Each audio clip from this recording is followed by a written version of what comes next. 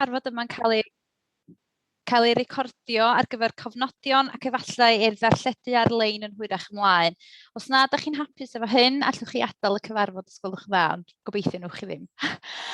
This meeting is being recorded to assist with record keeping and perhaps to be broadcast at a later date. If you are unhappy with this, please leave the meeting now.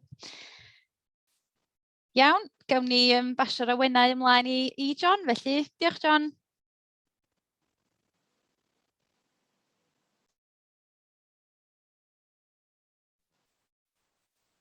Da chi ar mute, John? Sorry. Dyna ni.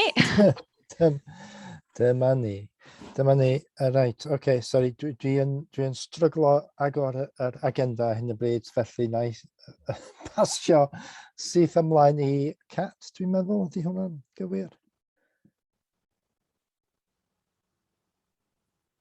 Dwi'n meddwl bod Pete gynta, John.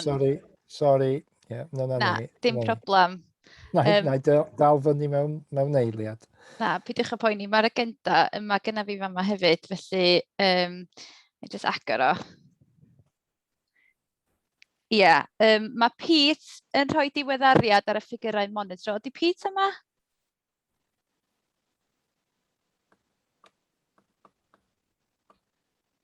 Dwi'n meddwl bod Pete yma, na di? Pete just ar ei ffordd i mewn o'n, Catrin. O, mae Pete yna. Hi Pete, ydych chi'n iawn? Ydych chi ar mute?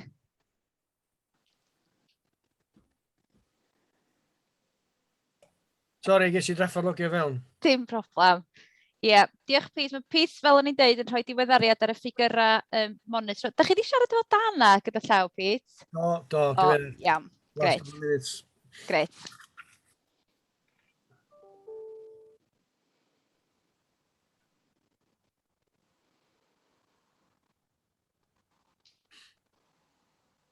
Dach chi'n rhannu'ch sgrin felly, Pete? Os gennych chi gyflwyniad neu... Sorry, dwi ar gyntaf, do? Ydych, sori.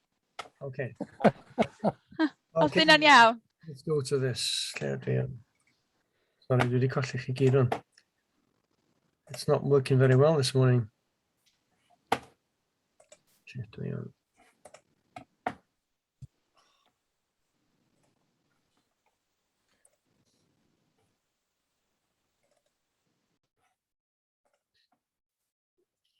We're having a few technicals here. Bear with me.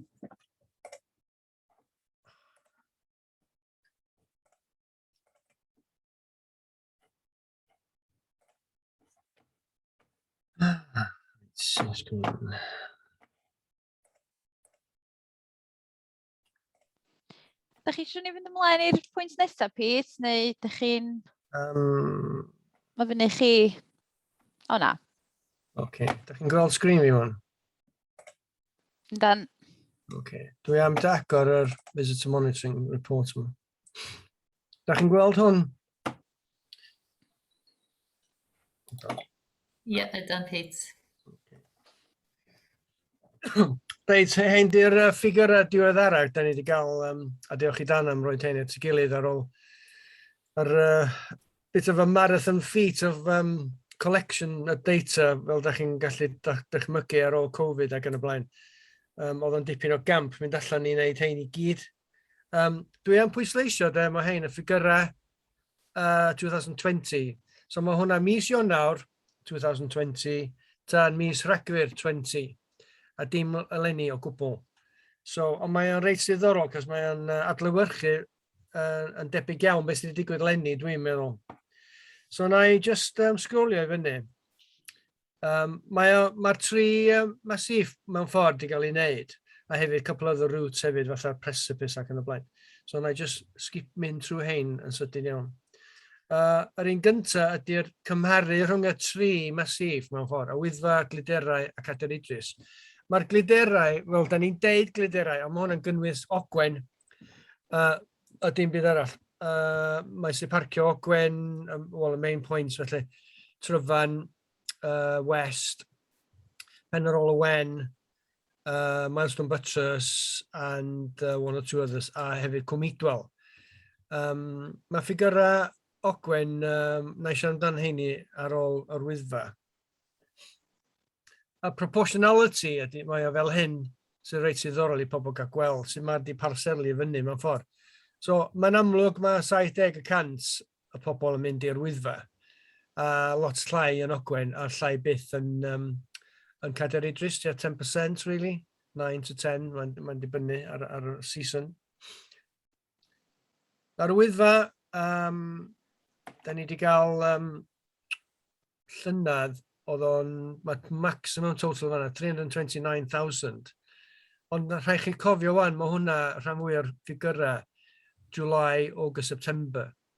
So, beth sydd wedi digwydd, dwi'n meddwl, ydy, mae bob dim, mae'r season rhedeg diwedd mis Ebrill tan main season, that is, tan sort of ganol trwy mis Hydref. O bob dim di gwasgu fewn y 3 mis, second week of July, dwi'n meddwl, o'r first week of July, oedd diwedd lockdown.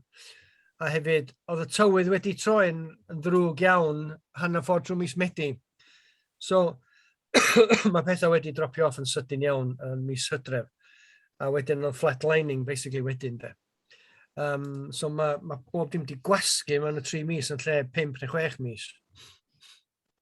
A yn ystod y diwrnodau'r wsos, dy llun i dy Sul, fedrwch chi gweld y fan'na, mae'r ffigurau yn rili uchel dros y weekends rhan fwy'r amser.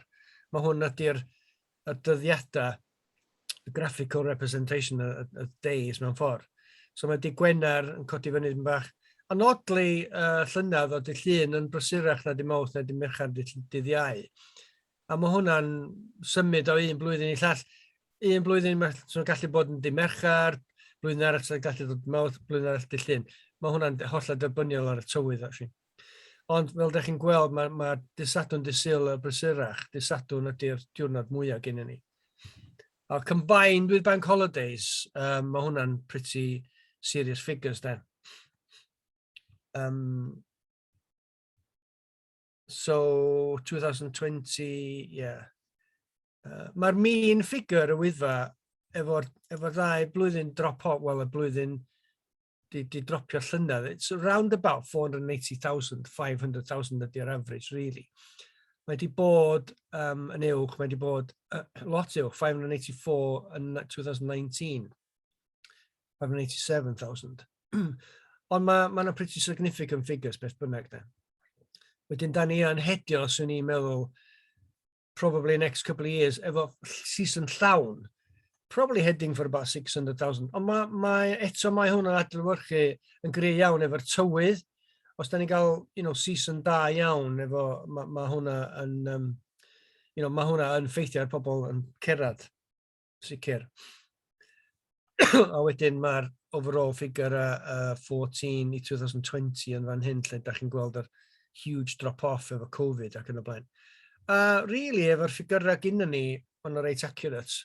So ni'n gallu rhoi direct financial equation i hwn, faint da ni wedi colli o gwmpas y Wyddfa o lia. Ac y lleill hefyd actually Cadair a Ogwen. Cos da ni'n gwybod beth yw'r indicators, da ni'n gwybod faint mae pobl yn aros, faint maen nhw'n gwario. So it's not rocket science i roi rhyw fath o syniad faint union da ni wedi colli. Dwi'n wedi gwneud yr equations eto, ond if I need to, I can do it. It's a bit long-winded, and it's certainly not rocket science. A hefyd, i cymaru y ddau blwyddyn mewn ffordd 19 a 20. 20 fan'na, 19 yn coch ac 20 yn du. So mae flatlining yn di tan mis Mehefin. Wedyn munud o pethau di agor dechrau July, oedd pethau di seithi fyny, a peth od iawn, oedd wedi cyrraedd y pwynt lle oedden ni fel arfer mewn ffordd, efo'r 100,000 na. So, August Bank Holiday ydy hwnna, swn i'n credu. Hwnna ydy'r amser prysyrau gynnu ni. So, nath o bron iawn adlewyrchu yn union y ffigur yna yn mis Awst, be da ni gael fel arfer. So, that was very interesting. A wedyn mae di pwysio allan dipyn bach i mis Medi llynedd, cos oedd y plant ddim di mynd yn ôl i ysgol mewn ffordd. So, oedd hwnna di pwysio allan i sort of hanner ffordd trwy mis Medi, trydydd wsos mis Medi, a wedyn oedd y tywydd wedi troi yn ni. So, oedd rapid decline wedyn. Os oes rhywun eisiau gofyn cwestiwn am y Wyddfa o gwbl? Da chi'n fodlon i mi cario ymlaen? Shake your heads. OK. Excuse me, dwi'n beth o'n anwyd. Reit, yn ôl i Ogwen a Idwal fan. Mae'r profile yn debyg ofnadwy. Mae'r tri ardal yn debyg ofnadwy. Yr kick-off points a'r fall-off points efo mis Hydref. Fel arfer, mis Hydref yn disgyn dipyn bach slofach. Because ar ôl mis Aws, mae sort of grandparents come out to play-time. Ac mae nhw yma tan probably te hanner ffordd trwy mis Tachwedd fel arfer. So fysa'r bell-shaped traditional statistics yna yn just cael ei tynnu allan dipyn bach mwy i mis Tachwedd yn fanna. So oedd y tywydd wedi bod yn difrifol ar ôl mis Medi, so dyna beth yw'r rheswm swn i'n credu. Da chi'n gweld hefyd y hollol flatlining mis Mawrth, Ebrill, Mai hefyd. Absolutely zero activity. Ond mae mis Mai, mae yna mymryn bach activity yn Eidwal. So, da chi'n gweld pobl lleol o gwmpas a ryw chances, as we are, we do get them there. So, but fundamentally, statistically, it's a zero flatline there. A hefyd yn ystod y wsos, ffigur ystod y wsnos a dillun i Sul de Sadwrn yr union un trend. Fel dwi'n dweud, mae'n adlewyrchu union beth sydd wedi digwydd ar y Wyddfa a hefyd Cadair Idris. Mae'n reit ddiddorol, eto oedd y dillun yn prysurach yn ystod y wsos, a wedyn dydd Iau, a wedyn, mae hwnna'n od iawn, a wedyn disgyn lawr i Dydd Gwener. So, dwi'n meddwl quirk yn y tywydd neu rhywbeth, mi oedd hwnna, mae'n siwr. A wedyn ffigurau cymharu dros y blynyddoedd 14 i 2020. A reit ddiddorol, y 3-4 pwynt gen ni i mesur. Fel da chi'n gweld, mae Idwal yn popular iawn. Hefyd mae a ffigurau coch 2019, 19 a 20 ydy'r flatline.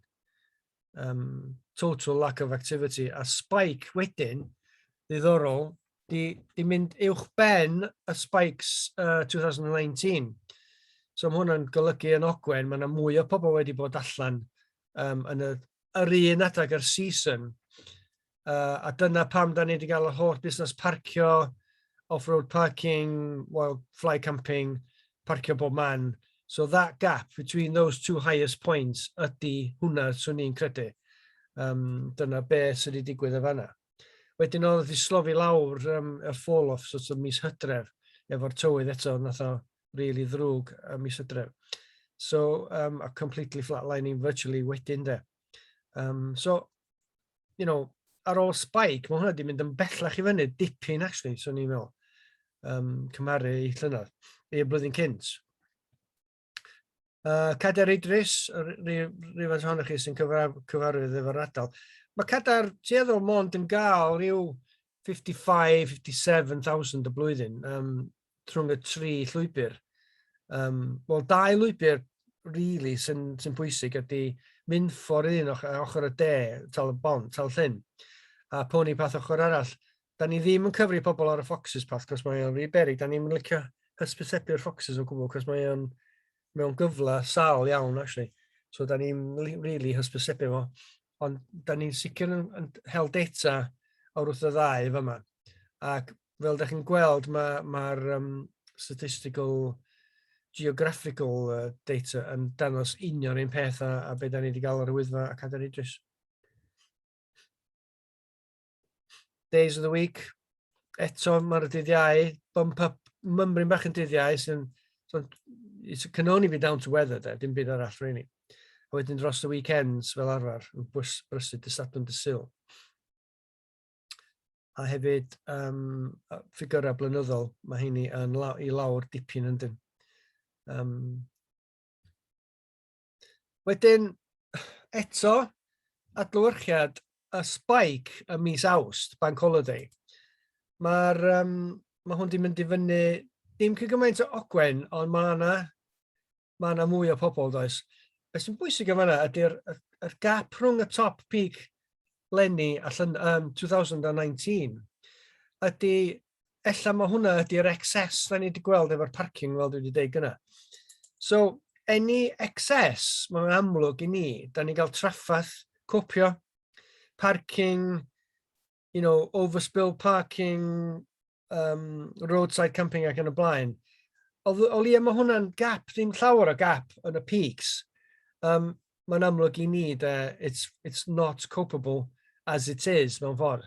So, ella na ni edrych ar yr syniad, edrych ar yr transport plan, yn edrych ar yr overspill capacity ac yn y blaen.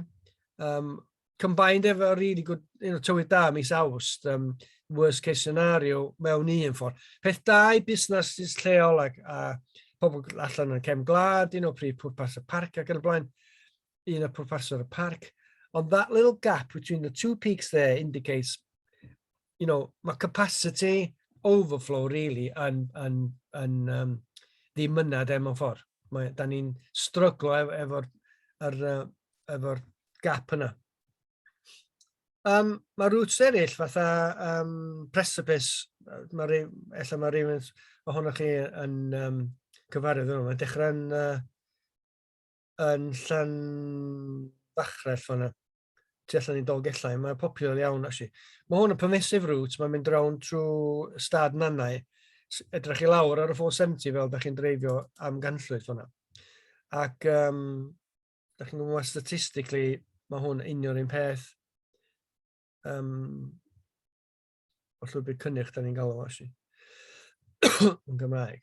So mae'r 23,000 y blwyddyn, ond mae yna nifer o pobl, swn ni'n dweud mae'r rhan fwy o heini yn pobl lleol. Ac diolch di tyfu llawer dros y blynyddoedd, mae'n sort of steady increase. Ond mae hwnna'n popular iawn efo pobl lleol. Ac mae'r maes parcio yn llawn iawn dros weekends ac yn y blaen. So mae carrying capacity yn fanna yn sort of weddol gysol. A mae hi'r ffigurau. Diolch i lawr dipyn o 19 i 20, actually. So dwi'n mynd yma, mae lot o bobl lleol wedi bod yn defnyddio fo yn ystod lockdown, pobl Llanfachrell a Dolgellau ac yn y blaen. Although, contra to the travel issues, Mawddach Trail, mae Mawddach yn reit ddiddorol fel arfer, cos mae'r drop-off figure, diwedd mis Awst, mae hwn yn dropio off anyway, cos mae'na nifer o pobl efo plant yn efo bikes, a mae'r rhan mwy o kids wedi bod yn mynd yn ôl i ysgol, ond mae fel da chi'n gweld, oedd yn union un peth llynedd efo 2019, heblaw April, May, June a July. Mae'r drop-off yn sydyn iawn, actually, eto. A hefyd, mae hwn yn y tywydd, a hefyd, oedd y kids ddim di mynd yn ôl i ysgol tan, hwyrach. So, ond mae hwnna'n adlewyrchu, really, sort of more traditional type of statistic mis Awst, fel oedd y parc ystalwm. Bob dim yn dechrau Pasg a gorffan diwedd mis Awst. Ond fel ydych chi'n gweld, statistically, mae'r ffigurau wedi stretch allan ar y Wyddfa a ogwen. Beth bynnag ydy'r, enwedig os mae tywydd yn dda. Ond mae'r Mawddach di sticio at y hen trend, cos mae'n mwy family orientated. A mae hwnna reis ddiddorol i ni. Mae'n mynd yn ofnadwy o ddistaw dros y gea. Ac eto, weekends, quirk eto yn dyddiau. Little slight bump up there. Mae'n typical sort of weirdness beth sy'n digwydd yn ystod y wsos. A mae hi'r ffigurau efo bikes, 40,000 o bikes. 41,000 o bikes. Ac rhyw 23,000 o pobl yn cerdded. So mae'n pretty popular there, ond fel dwi'n deud, mae drop-off rate yn fanna. Bob blwyddyn yn gyson yn diwedd mis Awst, a mae'n sydyn iawn mynd yn flat. A just yn cymaru ffigurau 16 i 20. Mae'n multi-counter ar Partneriaeth sy'n cyfri pobl a bikes ddwy ffordd. Wedi costio dipyn o bres i osod o a di prynu fo. Oedd wedi costio tua 3,500 y unit, ond da ni'n cael good stats o'r wrtho fo. Mae'n really bwysig i ni gael y ffigur yma. Lo'n gwirfau,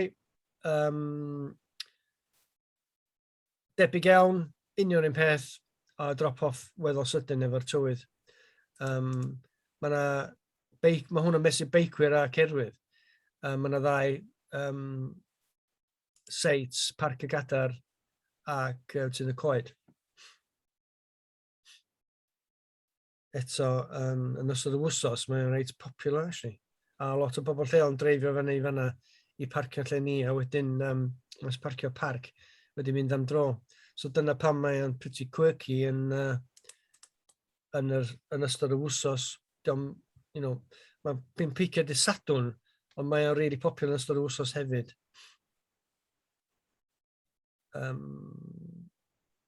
A da ni fyny, pan nathon ni gael y grant i wneud y job, gan fyny hanner y pres grant a hanner o reserves ni i wneud y gwaith.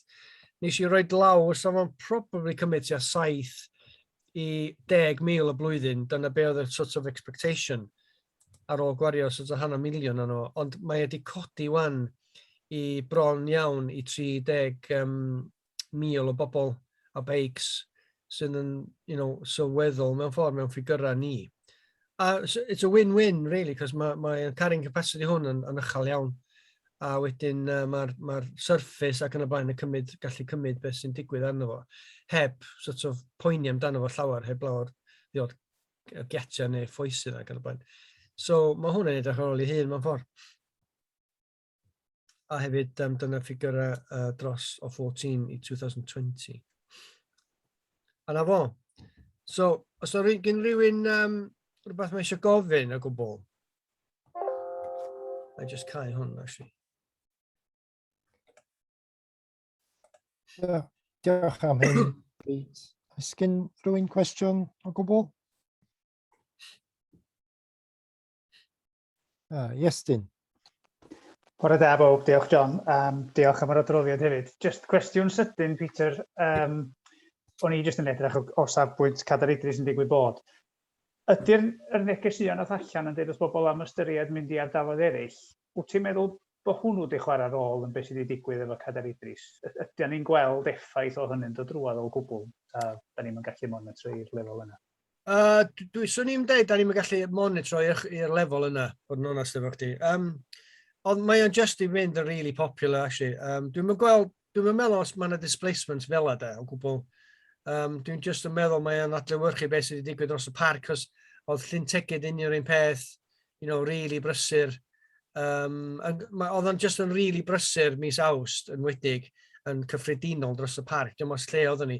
O'n i'n Bermo a couple of times, Aberdyfi, a o'n just yn heaving mis Awst. Ac, oedd o'n just... A pobl ddim, cofiwch, ddim yn trafeilio dramor hefyd. A pobl yn dod i fewn erioed i bod yn y parc o blaen. Wel, a problem oedd wedi dod efo fo mewn ffordd dim cysylltiad efo cefn gwlad a dim cysylltiad efo cod cefn gwlad a sydd behafio. Mae yna sort of, pawb ar y dde yn deitha chi, da ni wedi cael problemau agwedd ryw pobl. Da ni wedi cael problem ar y dde ar efo pobl fel yna. Ac just pobl wneud pethau really silly, really. Ac, ond sicr beth sy'n gofyn, os am tystiolaeth am hwnna, ond sicr oedden ni'n brysur yn cyffredinol dros y parc. Diolch, Peter. Cwestiwn yn y chat gyn Gareth Griffith. Pryd fydd y ffigurau eleni ar gael? Eleni? Yeah. Dim tan mis Chwefror, probably. Give us a break. Os oes rhywun isio... Da ni'n casglu data rhyw bob 3-4 mis, ond sicr, ella nawn ni casgliad mis Medi. So fydd ffigurau mis Ionawr i mis Medi ar gael. Ond da ni wedi cael problemau wan efo Covid, da ni wedi cael job mynd allan i wneud y batteries ac yn y blaen. Ac da ni'n cael rhyw problems efo hardware a software. So ar ôl gadael nhw mor hir efo Covid, mae hwnna'n adlewyrchu yn ôl ar sut da ni yn matab wan. So, os mae'n bosib, na ni wneud rhywbeth y collection nesaf sort of mis Medi, dwi'n meddwl, a fi yna rhywfaint y ffigurau i gael dros y season dwytha. Okay, diolch Pete. O dim blwyddyn gyfer na. Yeah. Unrhyw cwestiwn arall? No, okay. Wel, diolch am hyn, Pete. Mae'r ffigurau yma yn defnyddiol iawn. Lot o stwff o ddiddordeb ynddyn nhw. Okay, gawn ni symud ymlaen wan i cyflwyniad y gwaith yr Wyddfa Plastig. Catrin yn mynd i cyflwyno, dwi'n meddwl. Ie, grêt. Diolch, Catrin. Dim problem. Wedyn mae'r gwaith yma, fel ydych chi'n gwybod, yn deillio o gynllun yr Wyddfa a hefyd yn un o bwyntiau gweithredu cynllun Eryri hefyd i ni ystyried parthau di-blastig yn benodol ar yr Wyddfa. A wedyn, da ni'n falch iawn fod ni wedi derbyn yr adroddiad wan, a dwi'n gwybod bod chi newid derbyn hi, a illa ddim wedi cael llawer o amser i'w darllen hi. Ond mi gawn ni drafodaeth eto, dwi'n siŵr, ar y cynnwys a mynd i fwy o fanylder ar sut da ni'n mynd i symud ymlaen efo hyn. Ond heddiw, dwi'n falch iawn o ddeud bod Cat, Joe, Jen a David Gold hefyd o CGG yn ymuno ac yn mynd i roi cyflwyniad i ni ar y gwaith ac ar yr adroddiad. A mae Cat, Joe a Jen wrth gwrs yn rhan o'r tîm nath weithio ar yr adroddiad i ni o Travel Without Plastic a Share Impact. A mae David yn rhan o'r cwmni nath y gwaith o arolygu y sampla pridd ar yr Wyddfa, os da chi'n cofio, a mi ath na ddatganiad allan rhyw bythefnos yn ôl wan, yn egluro'r canlyniadau yna lle fod na microplastigion wedi cael ei darganfod y pob un sampl gath ei gymryd a canran eitha uchel yn benodol ar y copa. Wedyn mae'r gwaith yna hefyd yn cyfrannu at hyn i gyd. A wedyn da ni wedi derbyn yr adroddiad fel o'n i'n deud, a mae yna becynau addysg hefyd a phecynau i fusnesau wedi cael eu cynhyrchu sy'n hynod o ddefnyddiol. A mi gewch chi, dwi heb yrru heina allan, ond mi na i roed nhw mewn rhyw fath o ffeil fel bod chi medru cael access at nhw. Ond ella fod ni angen penderfynu yn iawn sut da ni'n mynd i fynd ati i rannu heina rwan. A hefyd, os da ni'n rhannu pethau fel allan, lle mae'r cyfrifoldeb yn ista o ran, os da ni'n rhannu'r pecyn addysg allan, enghraifft, pwy sy'n mynd i fod yn gystal, pwy sy'n mynd i fynd i'r ysgolion a pwy sy'n gwneud capacity neu hynny. Mae hynna'n gwestiwn ella sy'n cael ei ateb yn yr adroddiad. Felly, croeso cynnes i chi gyd felly, a na i basio'r awennau i chi, Cat, Joe, Jen a David. Brilliant. Thank you, everybody, and thanks, Catrin. It's really a lovely pleasure to be here and get a chance to report back to you all on the work that we've been doing since March. I think we started March, April time. So we have got about 30 minutes. So the report's 48 pages long, so we're not going into all the detail, but we will certainly give you the highlights, and then we've got 30 minutes for discussion and questions, which I'm sure there'll be plenty of. There's myself and Joe and Jen and David also presenting, so you'll get a bit of variety from us as well. And Joe's kindly doing the slides. So just to give you a very quick overview for those of you that aren't quite as familiar with the project, we had three kind of main objectives: to understand whether plastic-free zones were desirable and possible through consultation with you all and different stakeholders on and around a Wyddfa, to assess the challenges that businesses and organisations currently face and create some recommendations that build on existing campaigns and litter reduction frameworks.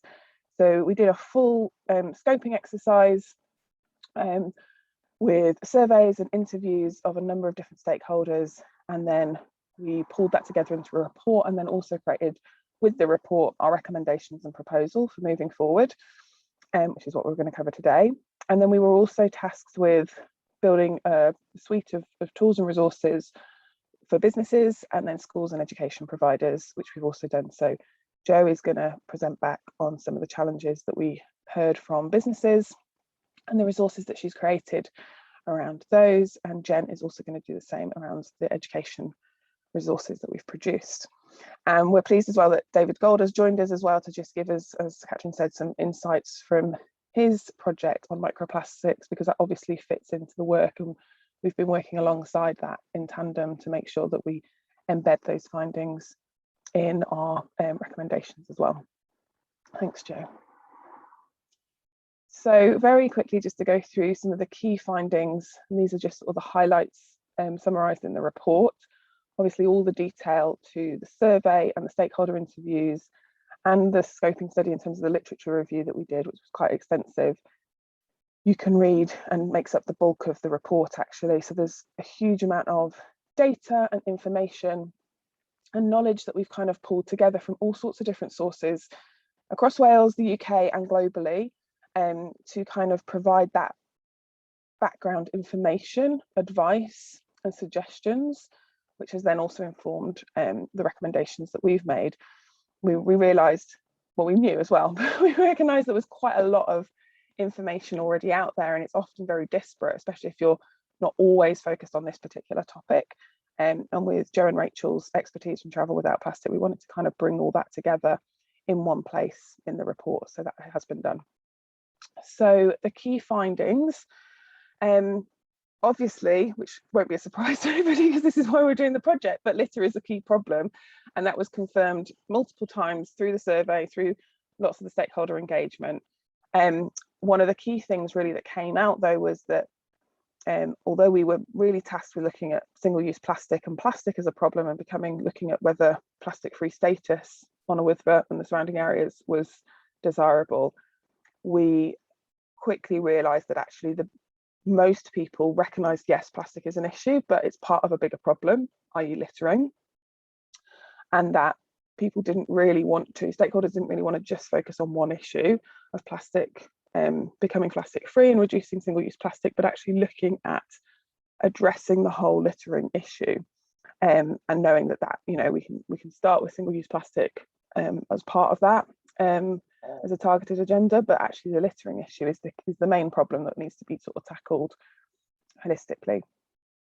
It also became fairly apparent, both in terms of the research that we were doing and the conversations we were having with businesses and locals around a sense that there was a real lack of awareness, understanding and appreciation for the scale and impact of the problem by visitors, residents and businesses. And I think that's natural in terms of we all have, our understanding of the impact we're having as an organisation, a business, etc. But we don't necessarily think about the scale of that when we're thinking about the numbers that Peter's just shared as well. Like, we're not always constantly aware, even if we're here in August and even if we're resident here all the time, of the cumulative effect of everybody, I'm not saying everybody, but the vast majority of contributing to littering in some kind of way, which obviously creates the problem. We did find throughout the scoping study that there was full support for both creating a plastic-free mountain campaign and status, and also, as I said, to tackle litter more widely, both on a Wyddfa and kind of hotspot areas, but also right across the park. And I think, again, that's for the park and you as stakeholders to really decide where you want to target and focus your attention, because there are, different areas obviously that are affected differently. Existing strategies primarily focus on litter removal currently rather than prevention, and that's brilliant, and it's great that we've got those in place, but we kind of have looked at other ways of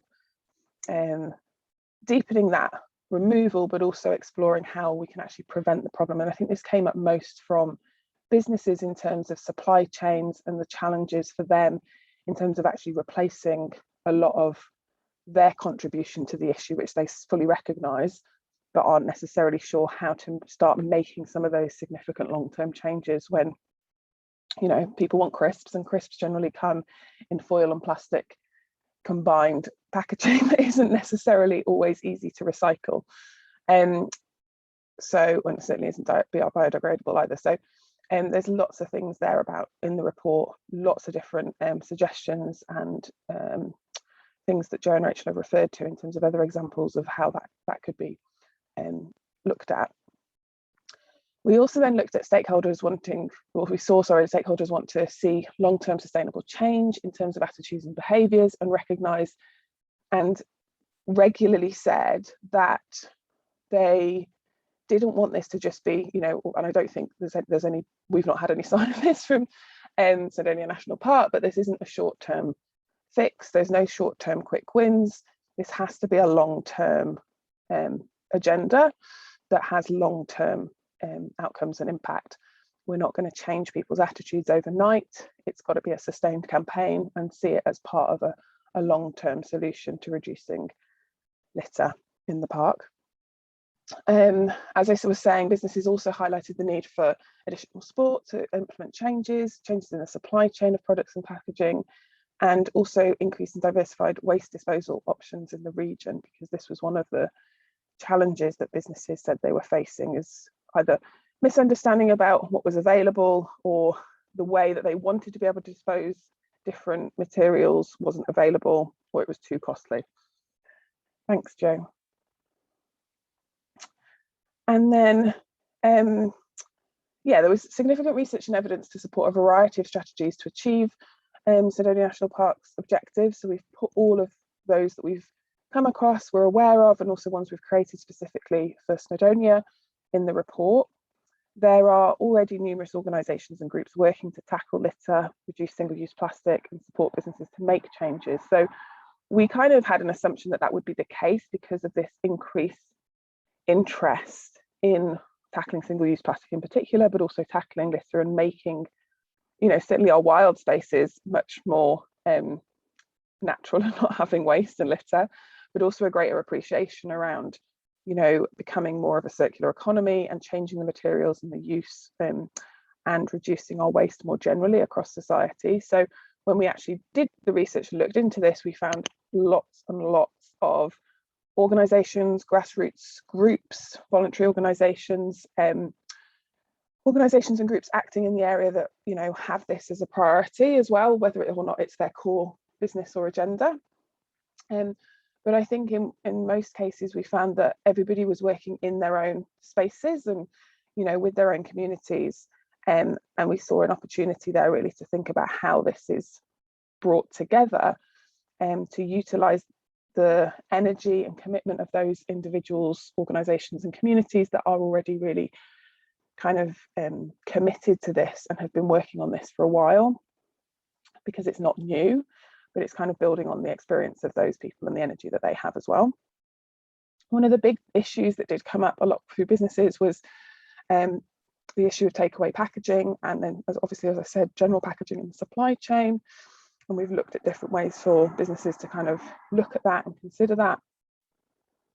We recognise that in some cases there was a lack of consistency across the different counties and areas around waste disposal and recycling, and not so much, we weren't able to look in terms of the actual things, but there was a sense amongst the businesses that this was a case, and that so they were confused and unsure of what was possible and what solutions are available.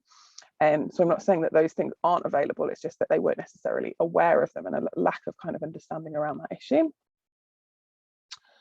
There was also overall agreement that communication with visitors is obviously key to creating long-term change, and then we put a few recommendations in the report around that and how this can all be tied together through other general communications. And there's still work to be done to get to the root cause of why people litter. When we looked at research that's done across the UK and globally, and particularly in tourist areas, there's no one particular answer, and there's a lot of research going on into this now in terms of attitudes and behaviours. But there is still those people that just don't care. I don't think necessarily we're going to change necessarily that, and probably not the people to focus on. I think what's much more likely is most people are aware and do care, but it's often, you know, attitudes and behaviours around, well, and let's go back to that thing that I said at the beginning, well, you know, I'm just one person, or I'm not thinking about the actions that I'm taking, I'm not thinking about the collective. So they were kind of our key findings. I think Joe's was, yeah. And from the scoping study then, we pulled all that data together and kind of reviewed it. There was obviously an interest in developing plastic-free Snowdonia and Wyddfa, and having a campaign around that. So our proposal is that the Snowdonia National Park does undertake a litter-free Snowdonia initiative, which includes the aim to achieve plastic-free mountain status, which for us is really key in terms of looking at that wider issue of litter, because tackling just the plastic issue would be a great start, but it's not the end. And so we didn't want to miss that. And I think even from the early conversations we had with everybody at the park, it was really obvious that it wasn't just plastic that was the issue or the thing that we wanted to tackle. So that's why we focused on that. Nice. And this is just one very summary slide of some of the survey responses in terms of one of the questions we asked in the survey: what do you think is the main cause of the problem? But as you'll see when you look at the report, there's all sorts of data in there that provides really interesting insights. And yeah, so we just wanted to share some of that, but we haven't got time to go into all of that at the moment. But I want to pass over to Joe now, who's going to share some, oh no, sorry, it's David, who's going to talk about the microplastics. So thank you, David. No problem. So thanks, Kat, for the introduction, and yeah, thanks for the opportunity to present our results to you this morning. So I'll just sort of share the key findings with you all very quickly in just a few slides. So we performed a pilot microplastic survey on Wyddfa back in April of this year. And you would have seen from Pete's slides earlier on, that's just sort of right before the main sort of visitor season. And we chose to collect samples along the Cranberries path. And again, you've seen from Pete's slides, it's probably the busiest walking route to the summit. So we thought that that route at least would have the best opportunity for us to collect microplastics from. Once we collect the samples, we took them back to our labs, and these are based in Conwy Morfa, so it's not too far away. And we analysed them using a machine that we have called a ChemScan. And you can see the images here on the left-hand side of the slide. That's actually our ChemScan machine in our labs in North Wales. And essentially what it is a scanning electron microscope, and it's fitted with some X-ray detectors. And we fire an electron beam at the sample, at the soil sample that we collected, and it emits X-rays. And from the X-ray spectra, we're able to identify different materials that we relate back to our sort of dictionary of materials within our database. So the benefit of this approach really is we can scan a large number of samples very quickly, and we can see the microplastics in this instance in the context of the surrounding soil. So it gives us a good idea of what's actually going on in the soil. Just some limitations on the sort of sampling strategy is that we only took samples from that one path, and perhaps if we collected a greater number of samples across the other main walking routes up to the summit, will give us a better picture of the state of microplastic pollution on the mountain. And we only took surface samples as well, and perhaps if we took some cores instead, you'll be able to see how levels of perhaps microplastic pollution has changed through time. So Joe, could you please move on to the next slide? So these are just sort of the key findings from, say, 2 of the samples. So in all of the samples that we analysed, we found variable amounts of microplastic. The majority kind of had background levels of around about 1%, and these are fairly comparable to sort of background levels of microplastics that we've found in other sites in North Wales that we've analysed, such as the Conwy estuary or the Dee estuary. But these 2 images here show the 2 sites with the highest concentration. So these occurred at the summit and along the railway bridge. You can see sort of the top and bottom here. The grey circles in sort of the center of the screen, this is a digital image of the sample itself, and we've greyed out the images of all the other minerals within those samples, and we've just highlighted the presence of microplastics in pink just to help it sort of stand out better. And you can see these are contain lots of sort of small, fragmented and abraded particles. These are likely to have come from the breakdown of larger pieces of litter, as Kat has said. It's that sort of correlation between the microplastics and the plastics pollution and the wider litter problem. To the right of the image here, you can see that these are pie charts that show the sort of the composition of the samples, and you can see that most of the samples contain fairly typical minerals like quartz and feldspars and clay minerals. But in pink here, you can see there's quite a large amount of microplastic, around about 5% in both of these sites. So Joe, can you move on to the next slide, please? So just to summarize the key findings and put it in a little bit of context, really, all the samples contained plastics. Perhaps unsurprisingly, most of the microplastics, or the areas with the highest concentrations, were sites where large numbers of people tend to congregate, such as the summit.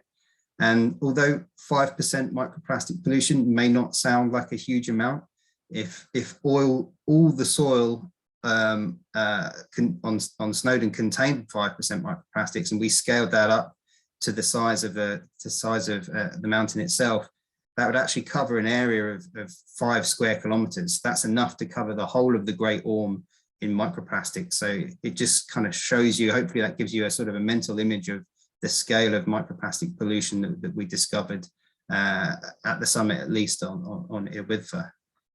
If you can go to my final slide now, Joe, thank you. And this just shows sort of all the data in one sort of handy little picture, really. This shows our microplastic pollution index data dashboard. You can see in the bar graphs at the bottom here, most of the sites contain sort of 1% plastic. These have fairly low microplastic pollution index ratings. But at the railway bridge and at the summits, you can see these have the highest microplastic pollution indices. And you can see these displayed on the map in sort of these red circles here. So they have values of pollution ratings of between 5 and 6. And you can display these ratings quite easily on a map, and you can use that map to perhaps identify where you've got plastic pollution hotspots. And perhaps these are areas that you may want to focus on to perhaps put some posters up to increase awareness about litter, or perhaps place a few extra litter bins. And this technique really could be used as part of a long-term solution. So you can go back to the sites over a period of time and retake the samples, reanalyze them, and you might be able to see the levels of microplastic pollution reducing in response to perhaps any mitigation measures that are sort of agreed and in place after this discussion this morning. So thank you very much for listening to the results. If you have any questions, I'll be happy to answer them at the end, but perhaps I'll hand over back to Joe now to present the business tools. So thank you very much. Brilliant, thanks David. So many of you will probably know already that Travel Without Plastic's main role in the project was to look at what was preventing businesses from being able to effectively reduce unnecessary single-use plastic, and to prevent pollution, and what potential solutions we would be able to suggest. And businesses responded to a question about those challenges in the survey that Kat mentioned at the beginning, and you can see the top results here in the table. And whilst we obviously can't control the prices of alternatives, we're already working on a platform that makes alternatives easier to source. This is something that's outside of this project. It's something that Travel Without Plastic's been working on for over a year already, but what we'd really love to be able to do would be to find and include Welsh suppliers of alternatives in the Greener Guest marketplace. So if anybody that's joined us today is aware of suppliers of alternatives, it'd be great if you could let us know. And as Kat mentioned, food packaging is also very much a supply chain issue, which was out of the scope of this project in particular at this phase, but certainly an issue that other organisations are working on and that we hope yields positive results very soon. And just to highlight around the COVID-19 compliance, one of the things that we've already been able to do at Greener Guest is to create an online training on how accommodation providers can reduce single-use plastic whilst keeping staff and guests safe. So it's specifically designed for hotels in a kind of package style, or larger hotels, but the learning is applicable to every hospitality business really, and it's free to take the course. So we're very happy for people to share that. We also asked businesses to choose from a list of resources that would help them in terms of reducing unnecessary single-use plastic. And we left an open question to capture any other support businesses might find helpful. So you can see those under the yellow line. As part of the project, we obviously only had a limited amount of time. So we chose the top 3 themes for the business tools that you can see highlighted there in bold. Which is the clarity on the real meaning of product labels, and that causes a lot of confusion, how to communicate with guests, customers and visitors, and how to source alternative products. So what we did, as Katrin explained at the beginning, is we created a number of business resources. So just to very quickly run through a summary of what these are. The guide on understanding terminology around plastics helps to address the real meaning of the product labels, and it's designed to help businesses to do some more due diligence when it comes to making a buying decision. And we look at what does it really mean, you know, when a product's advertised as compostable or biodegradable or recyclable. And we include a range of recommendations about what businesses can do to make sure they don't get sucked into any greenwash claims. The communicating plastic reduction to customers obviously came up as a key challenge for businesses, as you saw. So this guide focuses on getting guests, but also staff to buy into the changes. And there are 3 core aims. There's reassurance, leading by example, and businesses showing that they care. So we share tips on choosing the right words, choosing them in the right way so that they're effective, the importance of knowing your audience as a business and of being really honest, and definitely the impact that communications can have, even if you're not doing things perfectly at the moment, but to take your guests, your customers and your staff on that journey with you. And then finally, how to source alternative products we covered in the Finding Alternatives Pros and Cons worksheet, which we accompanied with an Eliminating and Replacing Single-Use Plastic guide. And so what that helps businesses to do is make decisions that are also based on operational choices and that encourage overall waste reduction rather than just a simple switch to other single-use alternatives. Another thing we did was just create an easy to read version of the audit checklist. I'll tell you about the audit in a second. And that was for an audit for accommodation providers and an audit for restaurants and cafes. So we wanted to make that in an easy to read format so that businesses have access to that criteria. And depending on the next steps, obviously, we could work on more resources, think about how to prevent them differently, maybe not just as guides, but as interactive content or as part of the ambassador program. These, again, are all things that we can discuss and that yourselves as stakeholders can consider. So just to explain a little bit more about the audits, as part of the project, we planned to do 6 pilot audits. Ideally 3 with accommodation providers and 3 with coffee shops or restaurants. We had interest from 5 businesses that had responded to the survey and that we connected with, but for timing and other operational requirements within the businesses, it meant we were only able to perform 2 of those audits in the project time. So there's still space for us to do this with 4 more businesses, and we're happy to do that. So they were developed, the audits, to support the potential for businesses to be part of the plastic-free mountain status. And we also wanted to assess the application of criteria in a local context and to engage local businesses with the process, but also to help us find if there were any potential common challenges that businesses might face in terms of compliance. And those challenges that we did identify echo those that we've already heard from previous speakers, and in previous slides. So a lack of available cost-effective alternatives and plastic within the supply chain over which businesses have no control. A good example of this is like biscuits for the tea and coffee trays in rooms. You know, businesses really want to buy local products, but the vast majority are wrapped in plastic.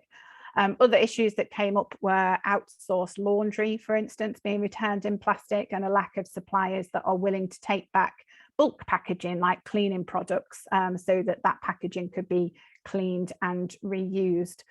So those challenges don't mean that we would necessarily adapt the criteria to fit, but the achievements of the standard could be progressive. So for example, the SUP-free and micro certification for single-use plastic that we've based this on, that Travel Without Plastic is the knowledge partner for, that has 3 compliance levels. So the first is eliminating all customer-facing plastic, the second eliminating operational single-use plastic over which the business has direct control, and then a third level of compliance where businesses really try to influence the supply chain and other stakeholders that they're in contact with. And it was really interesting actually to undertake the online audits. In some ways, I think they're even more robust than one in real life, because you're so concerned about missing something when you do it online that you really go into so much extra effort. The audits that we did were with Glyn Perris Guest House and with Greg Wen, and they were fantastic because we identified some really brilliant new COVID-friendly processes to breakfast services that don't require single-use plastic, for example. And the more audits that are done, the more likelihood that we find great examples that we can share with others. This is what we're currently helping to do at SUP Free. So we find it really exciting that we've got these great ideas. So there's a lot to discuss around potential next steps, and there'll be time for that at the end. But for now, I'll hand over to Jen to tell us a little bit more about the resources that they've created for educational facilities and how they could be rolled out. Hi, Jo. I'm going to cover for Jen because she's got to go on to another meeting, unfortunately. So apologies for that. But any questions that do come up, if we can't answer them, we can forward them on to Jen, and she's very happy to kind of follow up with anybody with details on the resources. So this is just giving, I think there's 2 slides here, there's giving a sort of overview of the education resources that Jen and her team created. And the purpose of this is specifically for schools. And we looked at key stages 2, 3 and 4, but actually they could be used by any educational organisation or group that kind of is working with those age groups. So we wanted to kind of provide similar resources, but for the different age groups and key stages. And Jen and the team, because of their experience in doing this, have looked at how this kind of crosses over, particularly in schools and education, how this crosses over to the curriculum here in Wales as well. So looked really specifically at how they can be built in either to specifics or project work or into existing curriculum work as well. So because of the number of kind of materials with each of the resources, and that's just because of the way that Jen and Solutions to the Planet create amazing resources, there's a kind of resource index to help educators kind of, when they come across each of the resources, understand which materials go with each resource. So it's really, really clearly outlined. So although it looks quite complex here, it is really, really simple and straightforward. And they're designed in a way that, you know, educators will understand. They're in the usual format that teachers and educators will be used to in terms of lesson plans, and then the materials to go with them, both for themselves and for the students to use as well. There is a lot of, and I can't quite see the detail, and I'm just wondering if I can open the report. 1 second, so I can give you the overview, because I can't read off here to give you or I can come back to that in a minute. If you've got specific questions, I can go through. But each of the resources, this just shows the kind of outline of the objectives of the education resource, the actual kind of resources that are attached to the materials, the actual description of the activity. And then also we added in, I think for most of the resources, was whether there was an extension to the classroom-based activity, to thinking about how that could actually be taken outdoors. Because we recognise that obviously, being the national park, education is great in the classroom, but it's even better when you're in the place that you're talking about. And particularly for those schools and education providers that are in the park or very close to the park, we thought, well, why not explore the opportunity to actually see where these can be extended, so that the groups and trips can be built in as well, if that's possible, even if that is just outside the school, you know, in the school grounds. You know, in many places you can actually obviously see the mountains. You're in the national park, so you can kind of just stepping outside the classroom can make a big difference. So just in summary, obviously, to cover Jen's slides off, key thinking was around aligning it with the curriculum here in Wales, providing standalone activities which could be built into existing learning or just be delivered on their own, but so that they're really, really flexible to use. Idea being that they are delivered in school by teachers or in partnership, so with different organisations going in to deliver them, but also, as I said, other organisations could potentially use them in their own educational activities. Really key to kind of promoting practical engagement with the mountain, which is why we've added in that extension for outdoor learning as well, where that's possible. And a couple of recommendations around thinking more about how these can be developed with more engagement with young people. That was one of the challenges in terms of the time frame and the challenges around education that schools have been experiencing anyway this past year, was really not having the chance to involve young people in the way that we wanted to. So we think these can be adapted and developed more with young people's engagement, and also looking at how ongoing project-based work with young people around the mountain could work to help build the plastic-free campaign as well, so that they're involved and feel ownership and responsibility of that to inspire action. So I think, oh no, I still got a couple more slides, but I will go through these very quickly so we get a chance to answer any questions and discussion, and you can obviously look at the more detailed recommendations in the report as well. But we felt that these were to kind of help you take the next steps. And so our recommendations were in terms of creating a process for managing this initiative across Snowdonia National Park, which will obviously be key to the partnership and Forum Aroe, but also thinking about how it's actually delivered and managed. Create a specific role to lead and manage this initiative. We recognise that actually thinking about this long term, it really needed a lead person to kind of steer the direction, because there's so much from the report in terms of what could be delivered, that it's actually probably helpful to have somebody leading on that. Obviously that requires, and delivery of some of the recommendations requires, investment in funding, so we've kind of shared a recommendation around that and looking at different ways that could possibly be looked at. Recommendation to obviously build on what's already happening. From what I said before, there's already a lot going on, both in Gwynedd and Conway, but also in the wider North Wales area, as well as globally for national parks and tourist areas. So it's really worth looking at what's going on and how you can build on existing initiatives rather than thinking you have to create all this new stuff. Recognising and encouraging sharing of good practice, being a catalyst for the refill movement. So particularly we spoke to Refill Wales, and they're very keen to set up Refill Wales in Snowdonia and support that with more businesses and organisations, so that more people are used to having refillable bottles, particularly water bottles, but also other sources of drinks as well through refill, which could reduce significantly the number of plastic bottles. And obviously then promoting alternative products and services that help businesses reduce single-use plastic using the resources that Joe has talked about. And one more slide, I think, Joe. Yeah. So being part of the process to advocate and collaborate for change, not just with visitors and businesses, but more strategically with other agencies, councils and national government. Creating a cohesive communication strategy that obviously supports and leverages partner communications for greater consistency. Thinking about how events contribute to the problem but can also be part of the solution as a way to kind of implement change and create awareness, because there are a lot of events that go on around the park.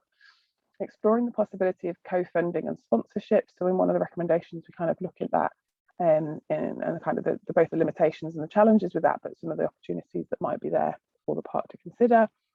And to review procurement across all visitor centres and premises as a very specific thing that the park authority can do in terms of their contribution as well. Obviously then building confidence during COVID-19 recovery and how this all builds into the long-term plans of the tourist industry here going forward, and specific challenges for businesses around keeping the staff and visitors safe. And there was also a recommendation at the end to just continue to consider the potential for enforcement practices. There wasn't actually much interest in the enforcement idea, particularly because it's not clear how you would enforce it in terms of the capacity and scale and the remoteness of a lot of this happening, but certainly something to explore in the future as well in terms of the communications aspect of it.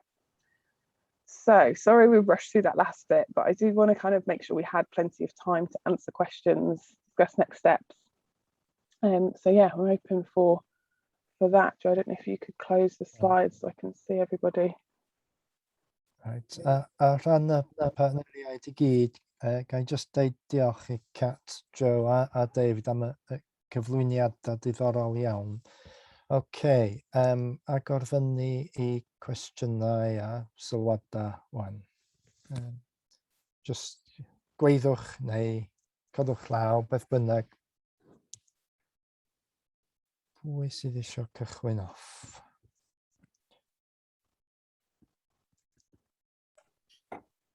Did I kick it off, John? Yeah. Well, very good. I was quite inspired about that. I think it's a great idea. Lots of good ideas in there. There's a couple of questions and a couple of ideas actually. Can I ask David, how long do these various plastic molecules eventually break up, David, at all? Or are they incredibly persistent?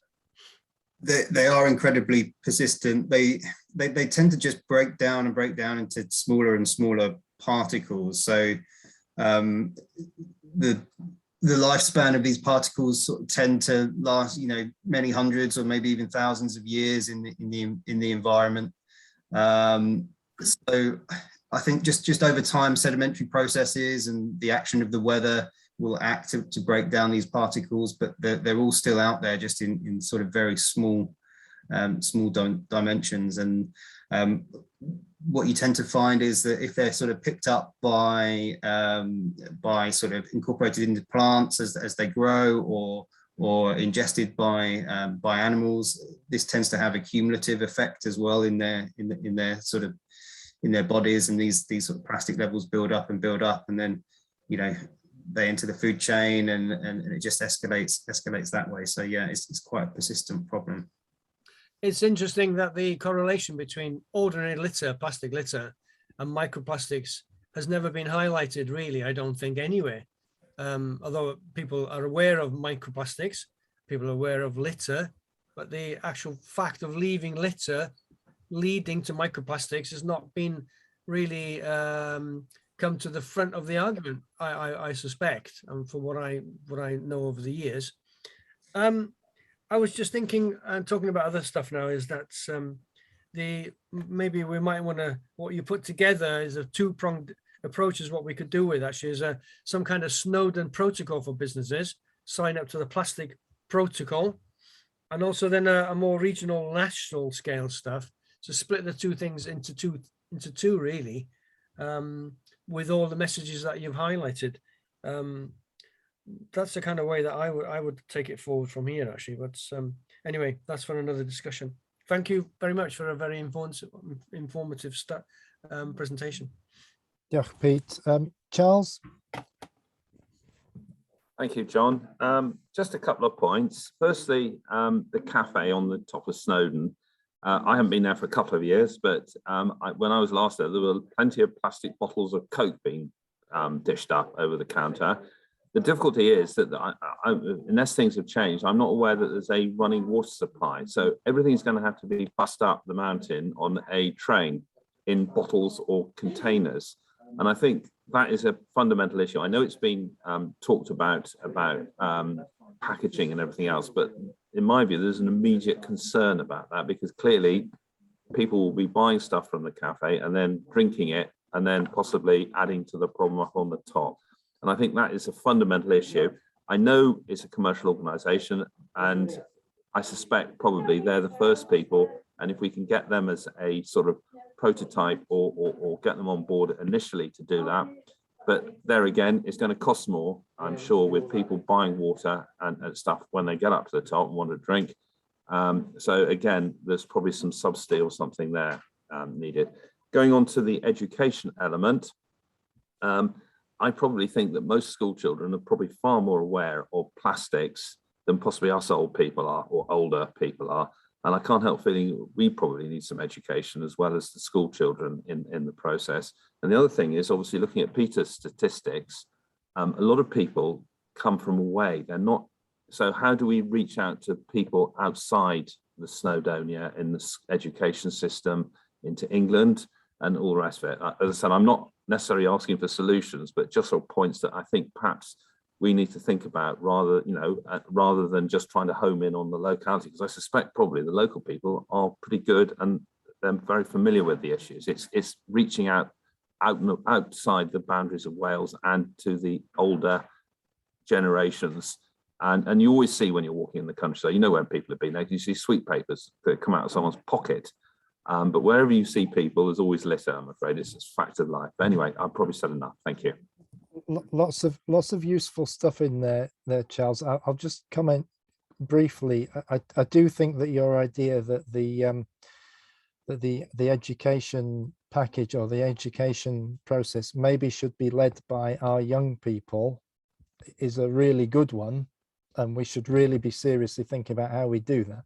But does Catherine or Kat, would you like to respond very briefly on the point about businesses actually on the mountain themselves, particularly the railway? Yeah. Oh, sorry. No, you go, Catherine. O'n i jyst yn mynd i sôn yn sydyn amdan y pwynt na i adael i Cat sôn amdan y busnesau, achos dwi'n gwybod bod nhw wedi trafod efo busnesau fel rhan o'r gwaith yma. Ond da ni wedi gweithio efo arloesi Gwynedd Wledig ar dender ar gyfer edrych ar opsiynau ar gyfer cyflenwad dŵr, ac edrych ar y dechnoleg sydd ar gael, ac ella sefydlu rhyw fath o ffynona dŵr, ella ar droed y llwybra, neu lle bynnag, ond mae'n heriol ofnadwy, ond da ni yn mynd i edrych i mewn i hynna. Felly mae hwnna ar y gweill, ond na i adael i Cas ddod mewn efo'r busnesau wan. Yeah, thanks, Catherine. And thanks, Charles, because I think those points you made, all of them were really, really good ones and important ones for you guys to consider long term as well.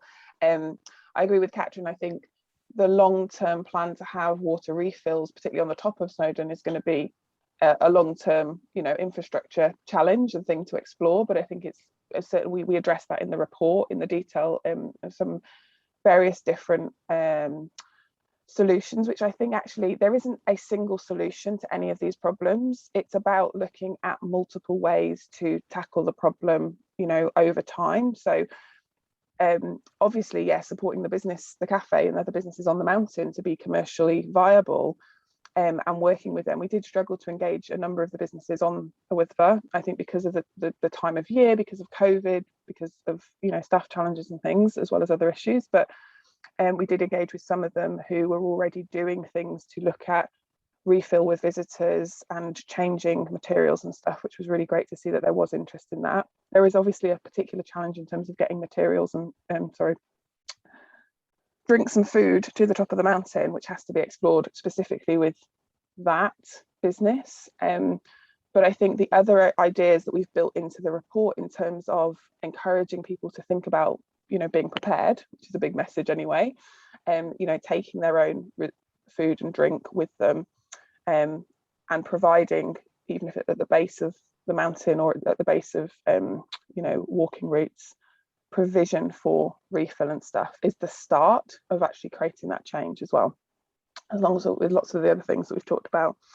Yeah, I totally agree that in my experience, so I am one of the directors of Solutions for the Planet, and having worked in education with them for the last 8 or 9 years, yeah, young people are very aware of the plastic issue because of all the publicity that goes on around that now, particularly targeted at young people. And I think there's a lot to learn from them and the work that they're doing. Solutions for the Planet do have a process for supporting organisations with that, if you're interested in engaging young people in that way, specifically to have their input and feedback and ideas. But there's lots of different ways you can do that as well. And I also agree with your other point, Charles, that actually, yeah, when we have put into the recommendations, which I probably wasn't explicit about working with partners such as Business Wales to explore more education on some of the specific things that we've talked about in the report and that Joe's created resources around, that are working in accommodation, tourism, provision, etc. But also generally, helping adults, particularly in the business and tourism sectors, thinking about what are the specific issues, what are the challenges, how does that play out, and what are the first steps that they can be taking to make changes, because sometimes it feels like a mammoth task, but actually small incremental changes make a big difference. And yeah, I think one of the things that came up is this: how do we communicate both in the park but also before people arrive, with potential visitors, with new people, you know, visiting the area. Some of that's we've explored, and I think the park's general communications do that. You know, you're always looking, you're not just communicating to residents and locals, you're always communicating to people outside the area, because we know that it's a, you know, increasing tourist attraction and people want to come and visit. So I think it's using the existing and some of the strategies that we've put in the report around thinking about, well, how can you create that change? But I would caution, and I think this has come up a lot in the conversations, is local people are we're just as guilty, as you said, either because we've got stuff in our pockets and our bags. I live in Bethesda. We have a litter issue in Bethesda that is residential and it's here all year. It's nothing to do with visitors. So I think it's really important. This is a societal issue. It's not a visitor tourist specific issue. It's just that we have hotspots here in the park that are, you know, a lot more people condensely in areas that actually make it a real highlighted issue. Diolch Cat, ateb cynhwysfawr. Right, gynnon ni 10 munud. Angela, wedyn Emma, wedyn Gareth. So, os ni'n gallu sgwasio i mewn. Yeah. Diolch Angela. Just sylwad gen i, dim cwestiwn really, just i ddeud bod ni wedi gwneud dipyn o waith efo Prifysgol Bangor hefyd ar y newid ymddygiad ynglyn â sbwriel, a maen nhw eisiau parhau hefo'r perthynas yna, a maen nhw'n mynd i neilltuo fel MSc students i ni efo'r topic o sbwriel o hyn ymlaen. So mae hynny'n mynd i sort of cryfhau yr elfen yma o'r gwaith hefyd a helpu ni hefo'r stuff negeseio, ddi-blastig a ddi-sbwriel gobeithio. So just wybodaeth oedd hynny de. Diolch Angela. Emma? Hi, morning everyone. Thanks, that was a really interesting presentation. I think I've got sort of part comment, part question really. I was interested in the mix of businesses that you looked at in terms of how many businesses you talked to through your survey and what type of businesses they were. You know, I think B&Bs obviously I've in previous work found them the most engaging sort of sector, part of the accommodation sector to work with, but I suspect that the bulk of our issues probably lie with people who are staying in self-catering accommodation, campsites and holiday parks, and they are difficult to engage with generally. But I think some sort of wider scale targeting, I think possibly this is something we as a group need to think in terms of how to take this forward now, as to how we engage with those businesses that are probably higher volume and more difficult to engage with. And we've got a 2-level stage of behaviour change there to do. One is the business behaviour change, and then they're getting them to an influence and help overcome the barriers to their visitors actually being better with their litter. The second point was a point about education. You know, the schools are under pressure. Trying to get increased curriculum time to do outdoor learning is really, really difficult, especially at the moment. The one option that is available, of course, is that up until COVID, we had many hundreds of thousands of children from the rest of the UK coming into the area via outdoor activity providers and education centres. And that to me, getting an element of sustainability and responsibility into those courses and via those activity providers is one way that we can influence the next generation of visitors who are going to grow up and come back and bring their kids back to the area. And that's something that we could help facilitate in terms of engaging with them. So sort of part question, part well, possible answers really, I suppose. Okay. Do you want me to come back, John, on those? Kat, would you like to just briefly come back on that, and then we'll... Yeah, thanks, Emma. I think they're really, really important points. We did look at, I don't know, Joe, if you've got the stats in front of you, but we did look at, we tried to reach a whole range of businesses and organisations across the tourism sector. So we weren't just focused on accommodation. And I think from memory, accommodation was probably one of the smallest responses really that we had in terms of overall. So we looked at, you know, cafes and anybody really that's engaging with any type of visitor in the area, and looked at the different challenges that, you know, different types of businesses are facing. And I do agree with you, like, you know, you're going to have the biggest impact working with those that are the largest initially and have the highest engagement rates with visitors, you know, in across all different areas. So I do agree that it's best to kind of think strategically about where you can have greatest impact first, so that you are reaching the businesses to change if they need changing attitudes. I think a lot of businesses we spoke to, and this probably is a bias in the survey and the approach we took anyway, were already very interested in this area. They just weren't sure what steps to take if they weren't already doing stuff.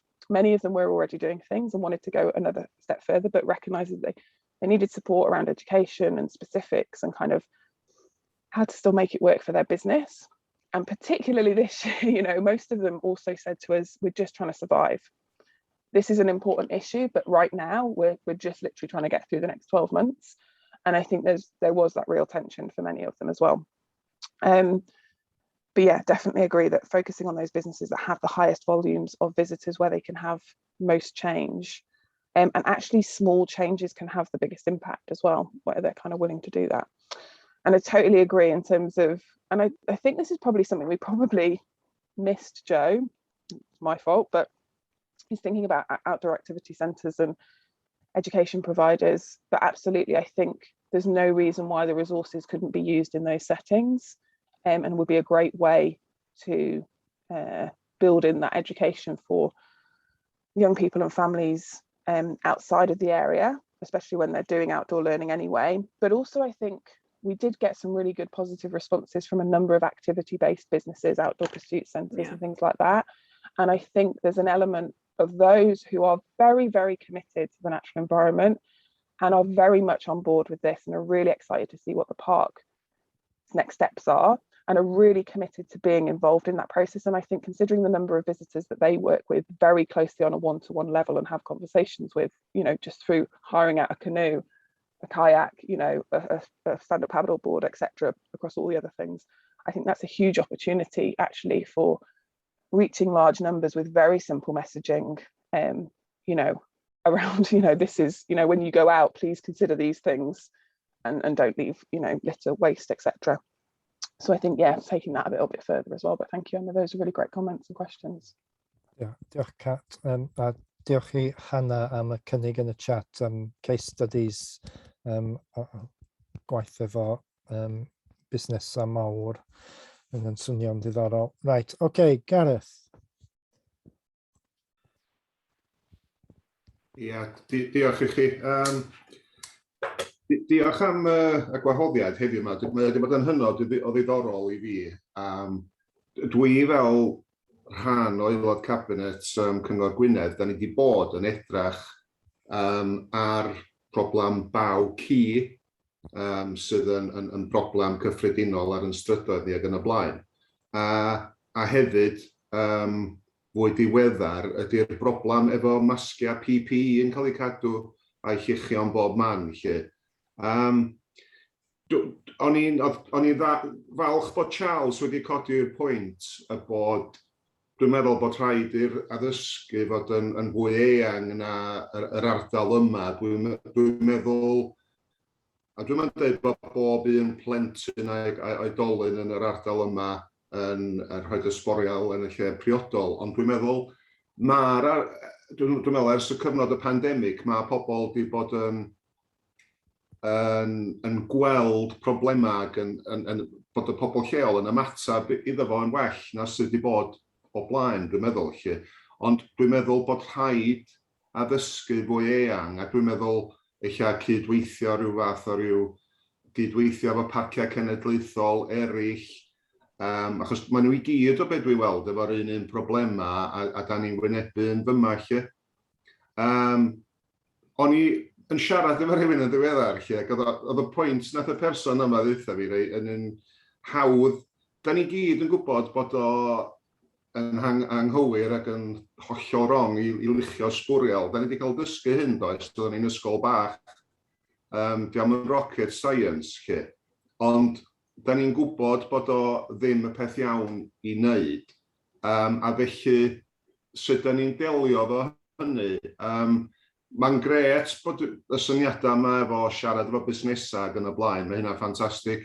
Dwi'n meddwl lot o'r problemau o be dwi'n weld hyd yn oed fel cynghorydd aelod lleol yma'n Felinheli, da ni ar lan y Fenai, ydy bod pobl yn dod yma am y diwrnod efo'u picnic ac yn gadael i sbwriel.